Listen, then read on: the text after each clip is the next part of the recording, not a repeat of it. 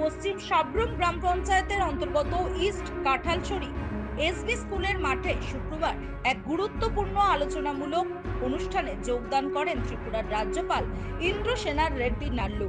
এদিনের সফরে তিনি সরাসরি এলাকার সাধারণ মানুষ ও প্রগতিশীল কৃষকদের সঙ্গে কথা বলে সরকার পরিচালিত বিভিন্ন উন্নয়নমূলক প্রকল্পের বাস্তব চিত্র খতিয়ে দেখেন।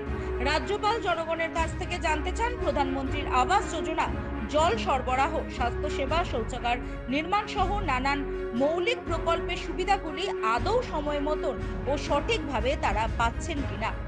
উপস্থিত দিদি সহায়ক দলের মহিলারা তাদের অভিজ্ঞতার কথা রাজ্যপালকে জানান। অনেকেই জানান বেশ কিছু ক্ষেত্রে সরকারি প্রকল্পের সুফল ইতিমধ্যেই তারা পাচ্ছেন।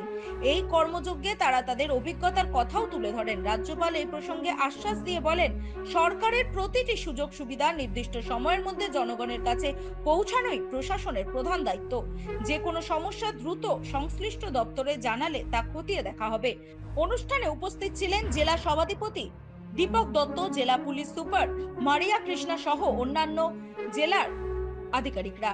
তারা রাজ্যপালকে বিভিন্ন উন্নয়নমূলক কর্মকাণ্ডের খুঁটিনাটি তথ্য উপস্থাপন করেন।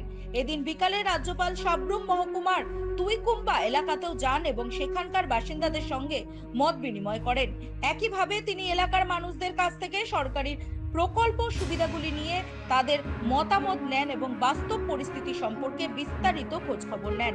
রাজ্যপালের এই সফরকে কেন্দ্র করে এলাকায় উৎসব মুখর পরিবেশের সৃষ্টি হয়েছে। বহু মানুষ বিদ্যালয়ের মাঠে ভিড় জমান রাজ্যপালকে কাছ থেকে দেখার জন্য। সাধারণ মানুষ মনে করছেন রাজ্যপালের এই সরেজমিনে পরিদর্শন ভবিষ্যতে তাদের উন্নয়নমূলক সুযোগ সুবিধা আরো সুগম করবে।